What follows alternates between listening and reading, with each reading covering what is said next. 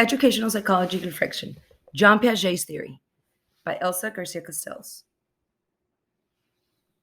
This presentation will reflect my learning for Educational Technology Masters in course EDFR 6302, Foundations of Cognitions, Learning, and Human Development. As I first took this course, I thought it would be rather difficult. After reading the assigned text, it became apparent why this course was going to be so important. Educational psychology is important because of its focus on understanding and improving the crucial human capacity to learn.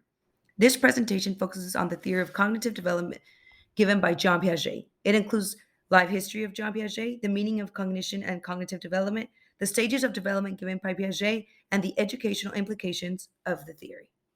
Hello, my name is Elsa Garcia Castells, and I am a second grade teacher at Liberty Elementary in Eagle Pass Independent School District. I have been teaching for 18 years. Who's John Piaget?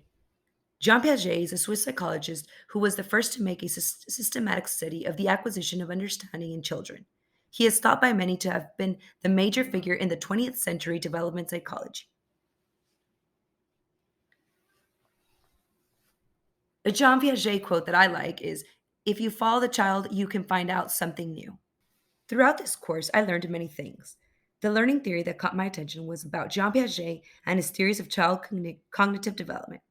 Piaget found that all children go through the same stages of development in the same sequence. However, each child has a different pace of development and will go through each stage at their own time.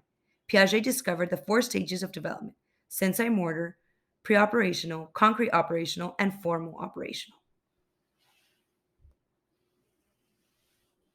Application of Piaget's theory in education. Cognitive development arises out of the activity of the child. Therefore, the best methods of education for development are those that foster the activity or active learning of the child. The child receives valid information about objects and events when he acts on them, such as touching, tasting, looking at them, listening, and thinking about them. He child assimilates the actions and conducts knowledge in his process.